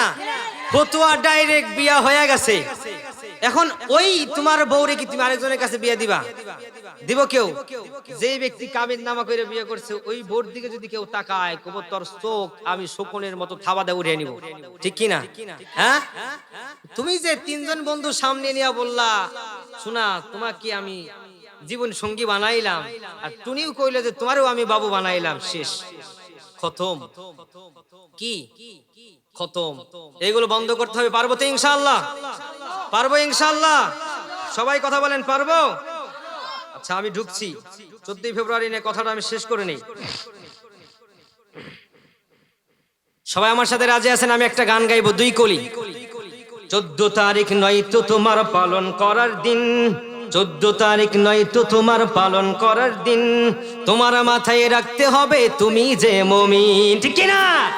14 তারিখ নয় তো তোমার পালন করার দিন, তোমার মাথায় রাখতে হবে তুমি যে মুমিন। হুজুর নামাজ ঠিকই শুক্রবারে গিয়া পড়ে, কিন্তু শুক্রবারের পড়ার পরও 14 তারিখ আসলে যুবক ভুলে যায় কিসের শুক্রবারের নামাজ, সব খাল্লি বাল্লি। আজকে সোনারে নিয়ে ডিসি লাগিয়ে যেতে হবে।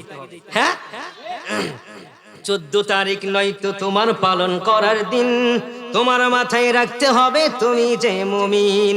ইবলিস তোমার আশেপাশে করছে ঘোরাঘুরি, দুঃখে মনে বলি আমি দুঃখ মনে বলি। ইবলিস তোমার আশেপাশে করছে ঘোরাঘুরি, দুঃখ মনে বলি আমি দুঃখ মনে বলি।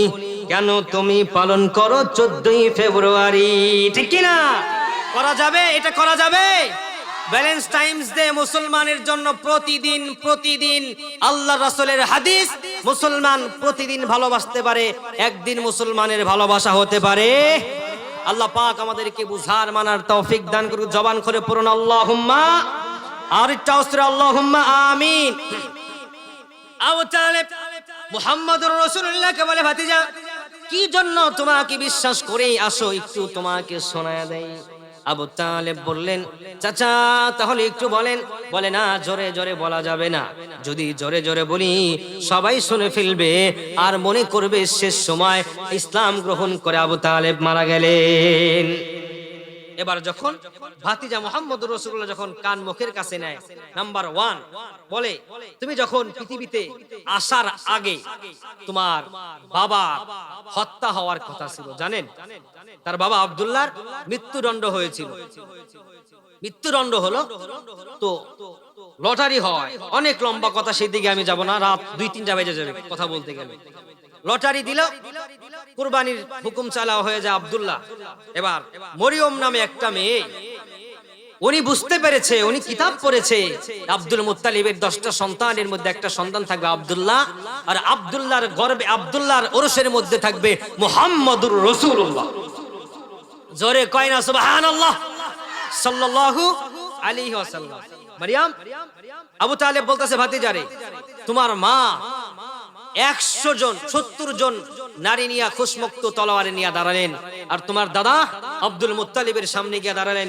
আব্দুল মুত্তালিব সাবধান, আব্দুল্লাহর গলায় যদি ছুরি পড়ে 70টা তলোয়ার তোমার আব্দুল মুত্তালিবের গর্দানে পড়বে। সুবহানাল্লাহ কয় না, চিল্লা পড়েন আল্লাহু আকবার।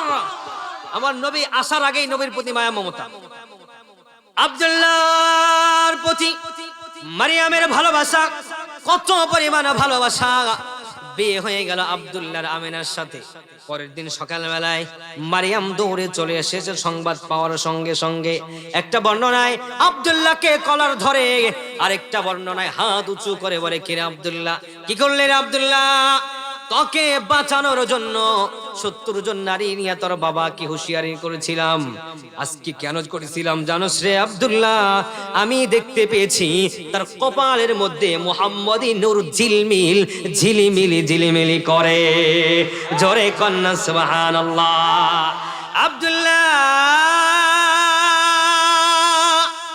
এই জন্যই আমি তোকে বাঁচিয়েছি, আন্দোলন করেছি, এই জন্য আমি মুহাম্মদের মা হতে চেয়েছিলাম, আখিরি পয়গম্বরের মা হতে চেয়েছিলাম, শেষ পয়গম্বরের মা হতে চেয়েছিলাম, কিন্তু আমি মারিয়ামকে মা না বানায়া আমেনাকে মা বানাইছস। আমি আর তোর চেহারার মধ্যে আজকে থেকে সেই নূর দেখতে পাই না রে। ঘরে গিয়া দেখে ঠিকই কথা, যেমন হিসাব মিলেছে তেমনি হিসাব হয়েছে। ঘরে গিয়া দেখে আমিনার চেহারা নূরে তাজাল্লি ঝিলিমিলি ঝিলিমিলি করে। জোরে জোরে কন্না সুবহানাল্লাহ। বলে চাচা আর কি জন্য? বলে তোমার মা যেই দিন তোমাকে গর্ভে ধারণ করেছে সেই দিন থেকে আকাশের মেঘমালাগুলো তোমার মাকে ছায়া দান করে। সুবহানাল্লাহ। একটা করে ফজিলত বলবো আর চিল্লা সুবহানাল্লাহ কইবেন। আমি 5 মিনিটের মধ্যে শেষ করে দিব। রাজি আছেন ইনশাআল্লাহ? নবীর শান শোনাচ্ছি, নবীর মর্যাদা শোনাচ্ছি। বলে চাচা আর কি জন্য আমাকে বিশ্বাস করেন?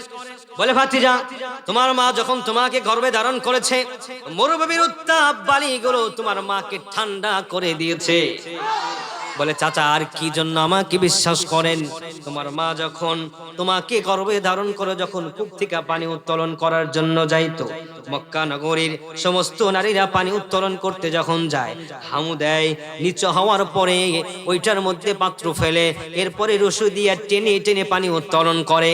কিন্তু তোমার মা আমিনা যখন কূপের সামনে গিয়া দাঁড়াতো, পানি অটোমেটিক কূপের মাথার সামনে উঠে আসতো। মক্কা নগরীর সমস্ত নারীরা যখন এইটা 1 দিন 2 দিন দেখেছে, তারপরে থেকে প্রত্যেক নারীরা কূপের সামনে গিয়া দাঁড়িয়ে থাকে। যখন তোমার মা আমিনা পানি উত্তোলন করার জন্য যায়, সমস্ত নারীরা ভিড় দিয়া আরামে পানি উত্তোলন করতে শুরু করে দেয়। জোরে জোরে কোন সুবহানাল্লাহ। চাচা আর কি জন্য আমাকে বিশ্বাস করেন? বলে ভাতিজা, তোমার মা যখন তোমাকে 6 মাস বয়সে গর্ভধারণ করলেন, তোমার বাবা মৃত্যুবরণ করার পরে তোমার মা যখন রাস্তা দিয়া হাঁটে, তোমার মা যখন রাস্তা দিয়া চলে, রাস্তা দিয়া যেই দিক দিয়া যায় মেসকাম্বরের গ্রানে গ্রানিত হয়ে যায়। হঠাৎ করে মক্কা নগরীর নারীরা আব্দুল মুত্তালিবের কাছে বিচার যায়, আব্দুল মুত্তালিব, তোমার সন্তান মারা যাওয়ার পরে তোমার বৌমা এত সুন্দর আতর কোথায় পায়? আরো জোরে কন্না সুবহানাল্লাহ। এত সুন্দর জামা কোথায় পায়? এবার আব্দুল মুত্তালিব বলে, আসলেই তো কথা তো সত্য, আমার সন্তান নাই, আমার বৌমা এত সুন্দর সুন্দর জিনিস কোথায় পায়? কেসটা তো অন্যরকম মনে হয়। চলে গেলেন তার স্ত্রীর কাছে, গিয়া বলেন, স্ত্রী, তোমার ছেলের বউ আমেনা এই পোশাক কোথায় থেকে পায়, আতর কোথায় থেকে পায়, চেহারা তো টলমল টলমল এত তাজা হয় কোথা থেকে? আমি এইটা তোমার বৌমার কাছ থেকে জানতে চাই। সুবহানাল্লাহ পড়বেন না? আমেনাকে যখন শাশুড়ি ডেকে ডেকে বললেন, ও বৌমা, আমার সন্তান তো বেঁচে নাই, আমার সন্তান তো মারা গিয়েছে, কোথায় পাও? দামি দামি পোশাক কোথায় পাও, দামি দামি পারফিউম কোথায় পাও, দামি দামি খাবার তুমি কোথায় পাও? আমেনা এবার আম্মাজানকে বলে, আম্মাজান আমি কোথায় থেকে খাবার পাই আর কোথায় থেকে আতর পাই, কোথায় থেকে আমি দামি দামি পোশাক পাই, আপনি কি দেখতে চান? বলে হ্যাঁ দেখতে চাই। এবার শাশুড়িকে বৌমা বলে তাহলে চলেন যাই। এবার শাশুড়ি মনে করেছে না যেন কত সুন্দর জায়গায় নিয়ে যাবেন। এবার বৌমা টেনে টেনে টেনে টেনে শাশুড়িকে সরাসরি বাথরুম নামক টয়লেটের মধ্যে নিয়ে যায়। জোরে জোরে কন্যা সুবহানাল্লাহ। ওরে যুবক ভাই একটা জবান বন্ধ রাখবেন না, আল্লাহু আকবার। এবার আমেনা তার শাশুড়িকে বাথরুমে নিয়ে যাওয়ার পরে এবার বলে আম্মাজান বাথরুমে এসেছেন, দেখুন তো গ্রান আছে কিনা? শাশুড়ি বলে হ্যাঁ গ্রান তো অবশ্যই আছে। বলে বাথরুমে কিসের গন্ধ থাকার কথা? বলে তো হলুদ হলুদ জিনিসের গন্ধ থাকার কথা। বলে গন্ধ সেটা আছে না কোনটা আছে? বলে বাথরুমের মধ্যে জান্নাতি মিসকাম্বরের গ্রান পাওয়া যায়। আবার আমেনা রহমাতুল লিল আলামিনের মা এক ফুটা থুতু মুবারক যখন বাথরুমের মধ্যে ফেলেছে, বাথরুমটা সহ গোটা বাড়ি সহ জান্নাতি গ্রানে গ্রানিতে হয়ে গিয়েছে। জোরে জোরে কন্যা সুবহানাল্লাহ। শাশুড়ি বৌমাকে জিজ্ঞেস করে, বৌমারে তোমার কাছে জানতে চাই তোমার এই সুন্দর গ্রান কোথা থেকে আসো? তুমি না বইলা বাথরুমে নিয়ে আসলা। এবার শাশুড়ির ডান হাতটা এরকম কইরা দইরা পেটের মধ্যে হাতায় আর বলে আম্মা জান যেই দিন থেকে আব্দুল্লাহর সন্তান আমার পেটে এসেছে ওই দিন থেকে আমার দেহ দিয়া জান্নাতি গ্রান বের হতে শুরু করেছে। জোরে জোরে কন্যা সুবহানাল্লাহ। বলে আপনার নাতি মুহাম্মদ যেই দিন আমার গর্ভে এসেছে ওই দিন থেকেই আমি জান্নাতি খাবার খাই, ওই দিন থেকেই জান্নাতি পোশাক পাই, ওই দিন থেকেই জান্নাতে আরাম পাই। বলে আমার নাতি মুহাম্মাদের নাম তুমি রাখলা কিভাবে? বলে আপনার নাতি আমার গর্ভে আসার পর থেকে আসমানের মালিক আল্লাহ ডেকে ডেকে জানিয়েছে আমেনা তোমার গর্ভের মধ্যে সাধারণ কোনো মানুষ নয়, দুনিয়ার সাধারণ কোনো সন্তান নয়, তোমার গর্ভের মধ্যে আমি আল্লাহ তাআলা আব্দুল্লাহর মাধ্যমে জনাবে মুহাম্মদুর রাসূলুল্লাহকে তোমার গর্ভে আমি পাঠাইয়া দিলাম। সাবধানে থাকবা, আমার বন্ধু হাবিবুল্লাহকেও তুমি সাবধানে রাখবা। জোরে জোরে কন্যা সুবহানাল্লাহ। ভাতিজা এইরকম উপাধি তোমাকে আমি বহু শোনাতে পারবো। তোমার মুআজিজাগুলো দেখে দেখে আমি ওই দিন থেকেই বিশ্বাস করেছি, ঈমান এনেছি, মনে মনে জানি তুমি শেষ নবী, তুমি শেষ পয়গম্বর। কিন্তু ভাতিজারে ক্ষমতা হারানোর লোভে আমি তোমার কালেমা গ্রহণ করতে পারলাম না। মায়ার নবী, দয়ার নবী রাহমাতুল লিল আলামিন এবার কষ্ট ভরা বুক ভরা কষ্ট নিয়া বাবাকে পাইলাম না, মাকেও বেশি দিন পাইলাম না। যেই চাচা মার আদর দিল, যেই চাচা বাবার আদর দিল, যেই চাচা ভাইয়ের আদর দিল, যেই চাচা বোনের আদর দিল, ওই চাচা জাহান্নামে যাবে আর আমি মুহাম্মদুর রাসূলুল্লাহ জান্নাতে যাব। এইটা কিভাবে সম্ভব রে? বিয়োগ ব্যথায় আসমানের দিকে তাকানের সঙ্গে সঙ্গে বন্ধু বন্ধুর কাছে মেসেজ পাঠায়া দেয়। কি মেসেজ পাঠায়া দিলেন? বিসমিল্লাহির রহমানির রহিম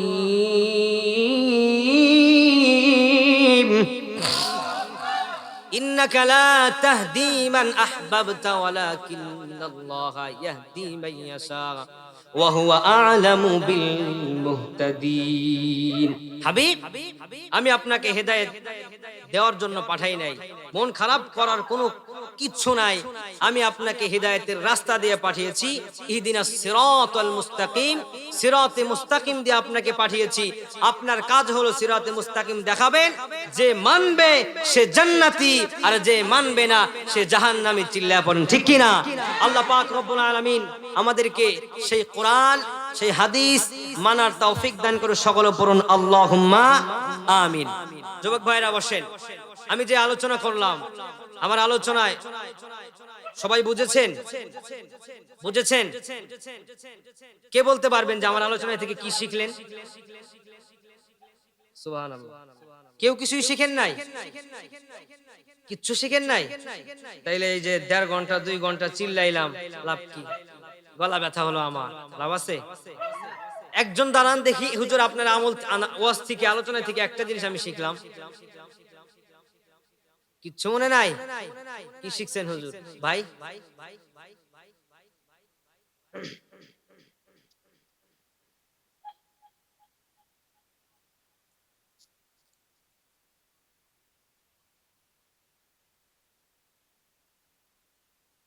যাক উত্তর দিছে, আলহামদুলিল্লাহ বলেন না? আপনারা যারা মাহফিল দিলেন তারা কেউ কিছুই নেন নাই? সুবহানাল্লাহ। আচ্ছা আমি আমল দিয়ে যাই। আমল 1 নাম্বার, আপনাদেরকে আমল দিছিলাম, ঔষধ দিছিলাম। আল্লাহকে আল্লাহ জোরে ডাকলে আল্লাহ তার হাড়ের রোগ ভালো করে দেয়। জোরে কোন সুবহানাল্লাহ। 2 নাম্বার আমল, নবীকে ভালোবাসতে হবে।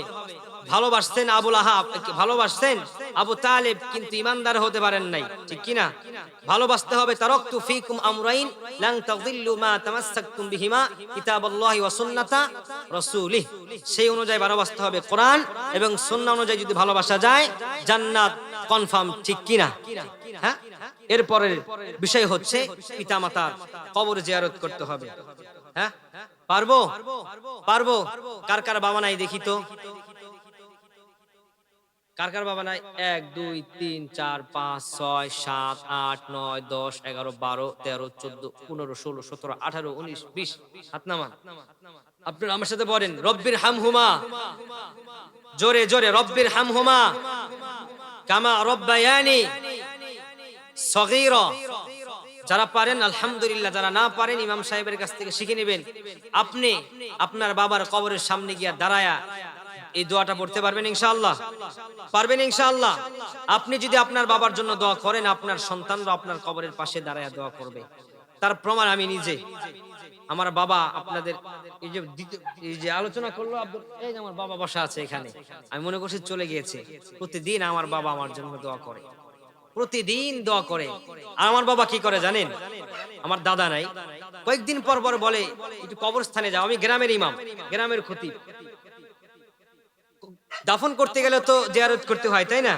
তবুও বলে স্পেশাল তোমার দাদার কবরে চলো যাই। উনি মাদ্রাসার দিকে যাওয়ার পর আমাকে নিয়ে যায়। কারণ কি জানেন? আমাকে শিখাচ্ছে, আমার আগে, তোর আগে যদি আমি মরি, তাহলে তুইও এইভাবে গিয়ে আমার কবর জিয়ারত করবি, ঠিক কি না? আরেকটা কাজ তিনি করে, বসা আছে সামনে, সামনে বলা ঠিক না। যখন বাসায় ভালো মাছ গোশত রান্না করি, উচিত তো তার মাকে তিনি ডাক দেওয়া, ঠিক না? উচিত তো এটাই। কি করে জানেন? আমার বলে, যা তোর দাদুরে ডাইকে নে। আমি গভীর চিন্তা করে আমি বুঝেছি এটার হিকমা হলে একটাই, তিনি আমাকে শিখাচ্ছে আমিও যেন বড় হলে, ওনারা যখন বৃদ্ধ হবে, তখন যেন আমিও তাদেরকে ডেকে আয়না খাওয়াই, ঠিক না? শিক্ষা এইভাবে দিতে হবে। সিনিমিনি শিক্ষা দিলে ওই বৃদ্ধাশ্রমে আমার আর আপনার যেতে হবে। চিল্লা বলেন ঠিক কিনা? আল্লাহ পাক রব্বুল আলামিন আমার বাবাকে নিয়ে খায়াত দান করুক। আমার বাবা 30 বছর যাবত কোরআনের খিদমত করে। আমি দোয়া করি, কয়েকবার স্টক করছে। আমি আব্বুর মাঝে মাঝে বলি যে কোরআনের মাদ্রাসা চাকরি বাদ দেন। আবার চিন্তা করি 30 বছর কোরআনের, 31 বছর কোরআনের খিদমত করে, মরার সময় যদি কোরআন থেকে আলাদা হয়ে মারা যায়, ওনার দিলেও শান্তি লাগবে না, আর আল্লাহর কাছেও ঠিক মতো জবাব দিতে পারবে না। চিল্লা বলেন ঠিক কিনা? দোয়া করি আমার বাবাকে যেন আল্লাহ ইমানে হালতে, আল্লাহর পছন্দ অবস্থায় কোরআন পড়তে পড়তে, কোরআন শুনতে শুনতে যেন আল্লাহ মৃত্যু দান করে। চিল্লা বলেন আল্লাহুম্মা আমিন।